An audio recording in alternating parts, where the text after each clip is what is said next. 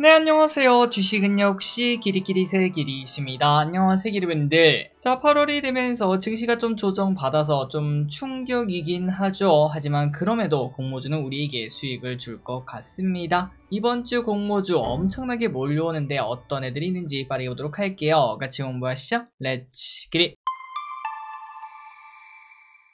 자, 이번 주에 상장한 친구들부터 보도록 하겠습니다. NRB 프로티나 대한조선이 있었고요. 자, 첫 번째는 NRB입니다. NH랑 KB에서 진행을 했었고 뭐 데이터가 그렇게 나쁘진 않았거든요. 하지만 우리에게 충격을 줬던 친구입니다. 공모가 21,000원, 시가가 21,300원, 고가가 21,850원을 살짝 찍고 그대로 쭉 미끄러져 16,660원에 마무리가 되었죠. 그리고 그 이후에도 지속적으로 하락을 해서 타이밍을 놓쳤다면 손실을 볼 수밖에 없었습니다. 저 기릿은 시초가 매도를 했고요. 이제 269원의 매우 되게 작고 소중한 수익이 적혀 있지만 하지만 수수료 떼고 나면 당연히 마이너스겠죠. 그래서 그날 우리는 많이 고민을 했습니다. 이거 공모주 괜찮나? 라고 생각했지만 하지만 NRB의 단점은 그거였습니다. 의무 확약이 너무나 낮았다는 점. 그렇기 때문에 이제 다음에는 의무 확약도 좀 체크할 필요가 있겠다. 약간은 더 타이트하게 공모주를 봐야겠다. 요 정도만 확인하시고 넘어가면 될 것 같습니다. 그리고 보이에서 이렇게 있는 거 확인하시고요. 그리고 중요한 건 이겁니다. NRB 혹시나 주가가 조금 더 떨어지게 되면은 조금씩 줍줍해보는 전략은 사용을 해볼 수 있겠는데요. 그렇다면 도대체 뭐 때문에 그러냐? 일단 우리에게 수익을 주지 않았다는 거는 저가 매력이 존재한다라고도 말을 해볼 수 있겠습니다. 그리고 이 기업이 뭐하는 기업이냐면은 모듈러 주택 관련주입니다. 모듈러 주택은 우리가 보통 집을 짓는 게 아니라 말 그대로 조립식으로 집을 짓는, 빠르게 짓는 장점이 있는 걸 확인할 수 있죠. 그렇다면 이제 이 테마가 언제 살아날까라고 고민을 했을 때 바로 재건입니다. 재건. 러시아와 우크라이나 전쟁이 끝나게 된다면 거기에 대해서 이제 관심을 받을 수도 있고, 혹은 북한도 마찬가지 아니겠습니까? 그 북한 사람들 많이 못 산다고 하는데 새로운 집이라도 지으면 얼마나 좋을까, 이런 얘기가 나타나면서 대북주로 편입이 될 가능성이 있다는 거. 물론 이거는 그냥 하나의 시나리오이기 때문에 100%다 라고 말은 할 수는 없지만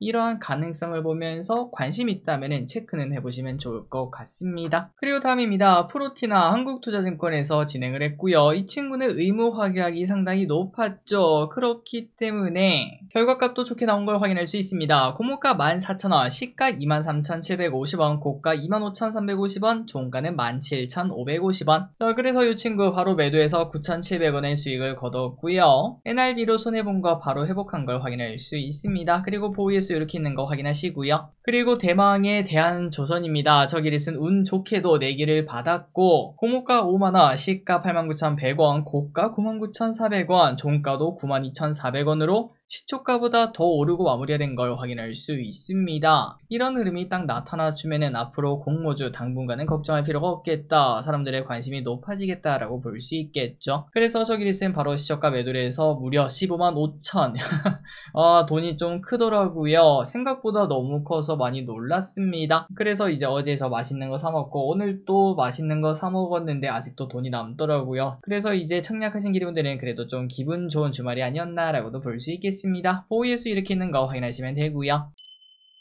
다음입니다. 이번 주에 청약한 기업 보도록 하겠습니다. IT캠과 하나35 스펙. 자, IT캠입니다. 기관 수혜측 결과를 봤을 때 경쟁률 높고요. 의무 확약이 23%에서 53%로 증가한 걸 확인할 수 있죠. 그렇기 때문에 얘는 데이터가 좋다라고 판단할 수 있고 유통금액도 200억밖에 안 되는 걸 확인할 수 있습니다. 게다가 환매 청구권 3개월이 있어서 청약을 안 할 수가 없었죠. 그리고 균등 배정 수량은 0.88개, 그리고 저 기릿은 1개를 받았고, 그런데 이 와중에 힐릿은 못 받았습니다. 야, 10% 확률로 그걸 또 못 받더라고요. 지난주인가 지지난주에도 힐릿이 또 못 받았었는데 최근 들어 힐릿의 운이 떨어지고 저 기릿은 그 어려운 대한조선 또 4개를 받아서 작년까지만 하더라도 제가 이제 똥손이었고 힐릿이 금손이었거든요. 올해는 좀 반대인 걸 확인할 수 있습니다. 그래서 요즘 기분이 좋더라고요. 그리고 스펙입니다. 하나35 스펙 청약을 했고 16개 받았습니다. 좋은 결과 있었으면 좋겠네요. 다음 주에 상장한 기업 보도록 하겠습니다. 하나 스펙과 IT캠. 자, 하나 스펙 이제 수요일에 상장하는데 당연히 시초가 매도를 하시거나 아니면 조금 들고 있다가 그날 매도, 그날 오후쯤 아니면 점심쯤에 매도를 하시는 전략을 사용하시면 될 것 같습니다. 조금만 수익 줘도 당연히 매도하면 되겠죠. 그리고 IT캠 스킴입니다. 데이터가 더할 나위 없이 좋습니다. 당연히 우리에게 수익을 줄 것 같고 만원 이상의 수익 기대해보도록 하겠습니다. 마지막으로 다음주에 있을 기업들 보도록 하겠습니다. 삼양컴텍, G2G바이오, S2W, SN시스, 그리고 교보18호, 스펙 요 5개나 보려는 걸 확인할 수 있어요. 첫 번째 기업입니다. 삼양컴텍, 신한, NH에서 진행을 하고요. 화요일부터 수요일까지 청약을 합니다. 공모가는 7,700원, 상단에 확정. 자, 이 기업은 뭐하는 기업인가? 야, 방산 기업이군요. 대한민국 방탄 전문 방위 산업 기업이라고 하고요. 현대로템 K2에 방탄 장갑을 독점 납품한다고 합니다. 그리고 이 기업은 1962년에 설립된 역사가 오래된 기업이라고 하고 방탄복, 방탄 헬멧, KSAP 복합 장갑, 항공기 부품까지 만든다고 하네요. 또한 의무 합격이 높다는 것도 장점이라고 말할 수 있겠습니다. 자, 그래서 이 기업 청약을 해야 되는가 말아야 되는가, 이거는 뭐 청약을 해봐야겠죠. 데이터가 나쁘지 않은 걸 확인할 수 있습니다. 다만 아쉬운 거는 시가총액이 조금 크고 유통물 예정치가 조금 커서 수익이 얼마나 될지는 모르겠으나 일단은 보유예수가 높다는 점,